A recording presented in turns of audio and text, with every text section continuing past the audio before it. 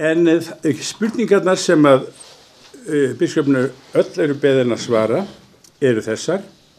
Hvað finnst þér stöðu djákna í dag? Annað, telur þú það hafa verið heillavænlega ákvörðun hafa sett á stofn djáknaþjónustu innan kirkjunnar? Og þriðja, hvernig sér þú djáknaþjónustuna, díakoníuna, þróast í náinni framtíð? Þetta fyrir það komið sem bara bregðast við því og byrja á ræðu Kristjáns Vals. Og þá fyrir þig heiðu að Nýrbjörgu að lesa það. Já, við þurfum enga stjæðklungu á það. Nei. Þetta eru svör frá Kristjáni Val.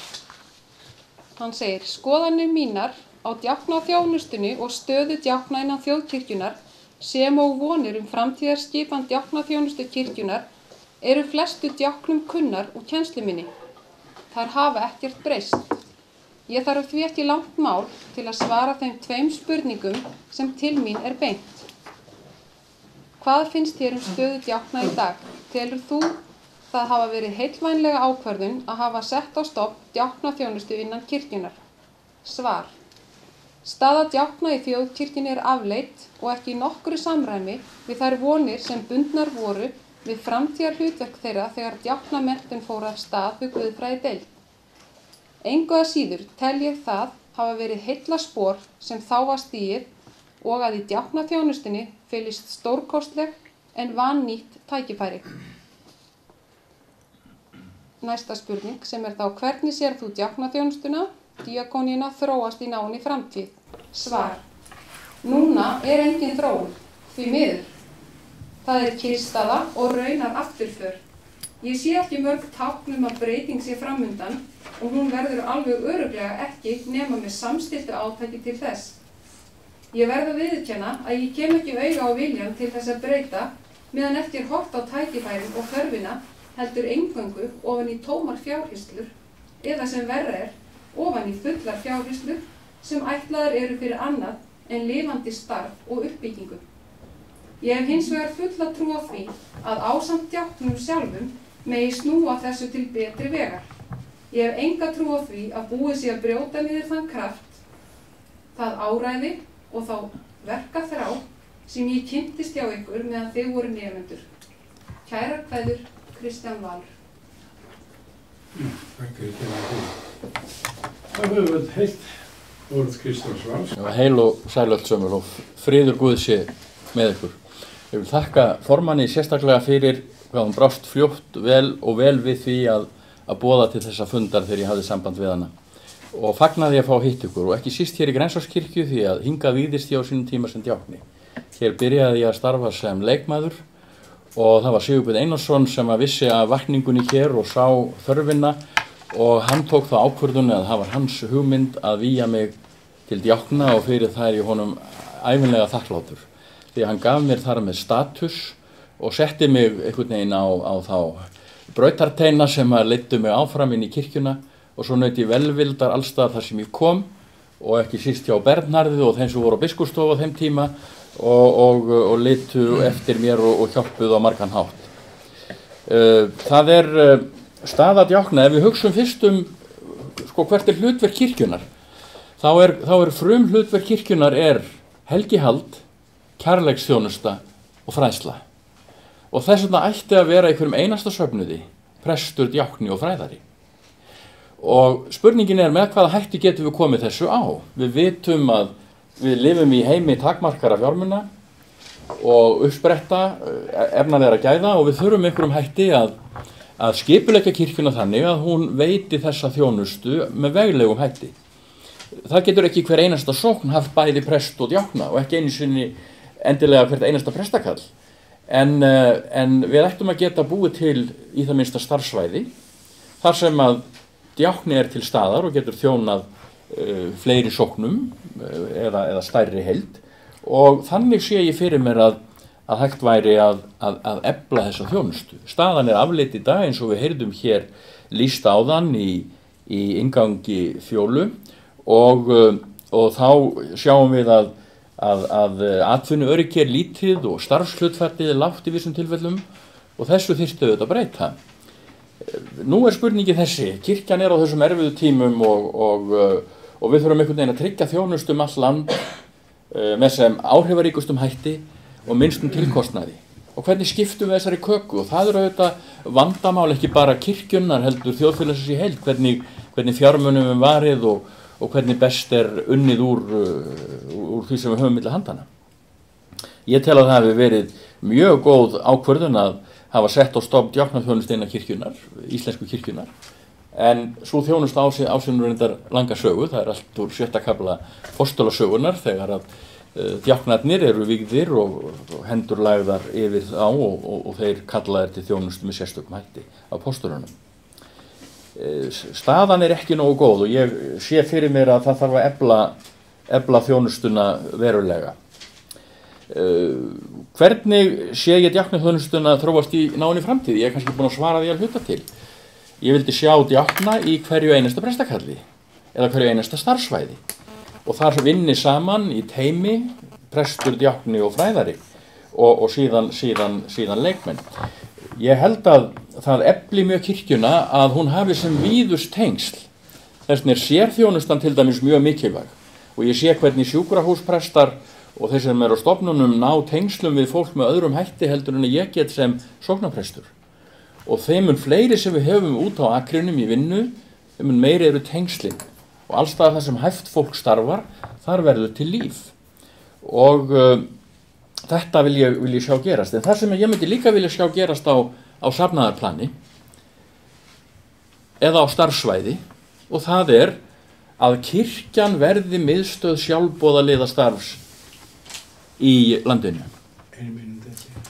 Og þar sé ég djáknana í hlutverki leiðtoga sem kalla saman fólk og djáknarnir, presturinn og fræðarinn þjálfa þetta fólk til þjónustu og þar á djáknin að vera verkstjóri.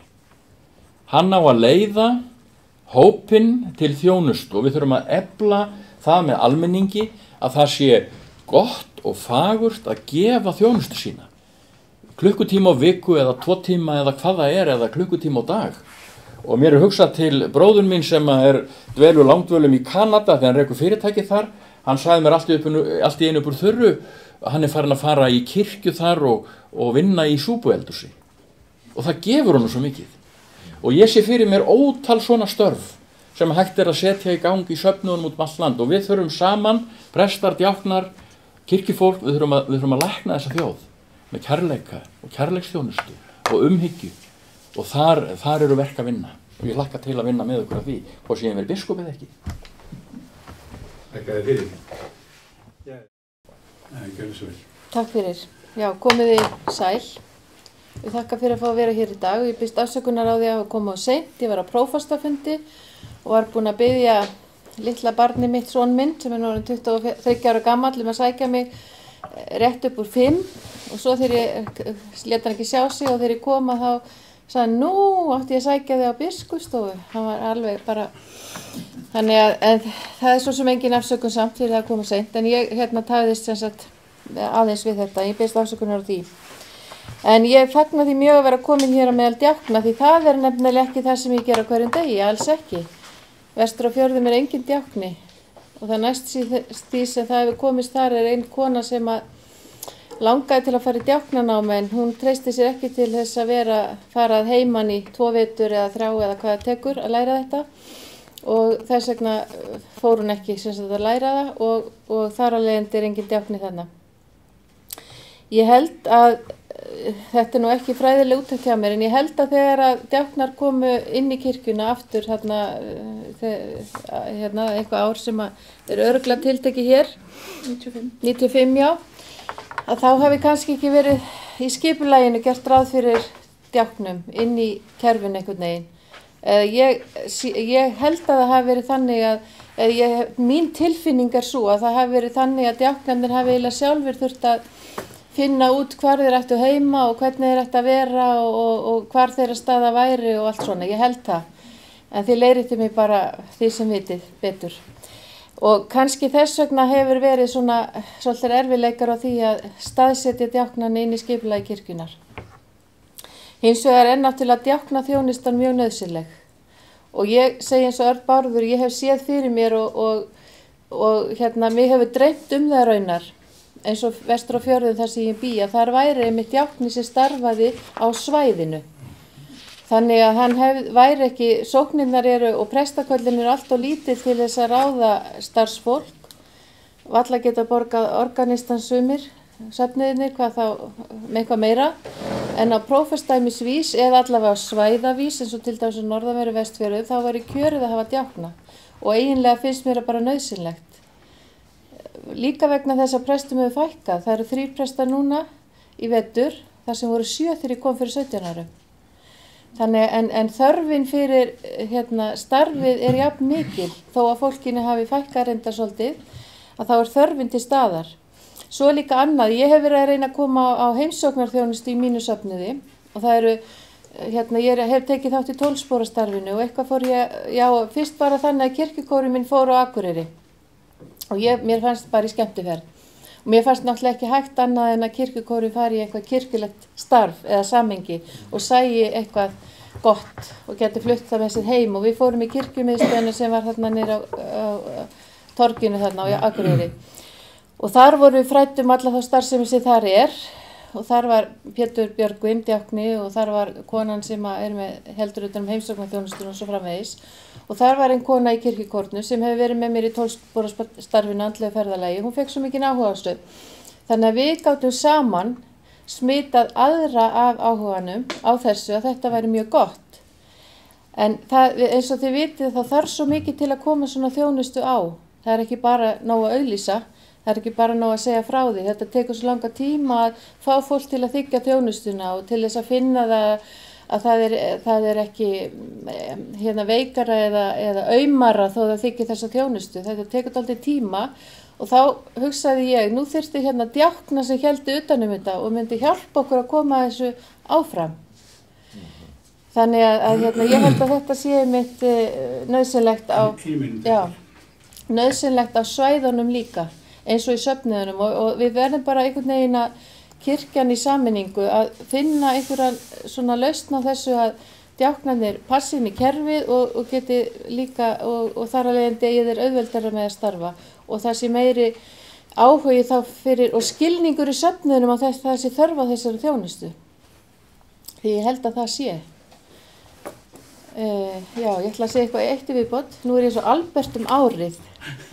Gleymdi því. Það er allt í lagi. Það gefur eftir. Það var vísverðingur þegar maður ekki mann sinni. Þá er það saman þetta fyrir. Segur allir ekki.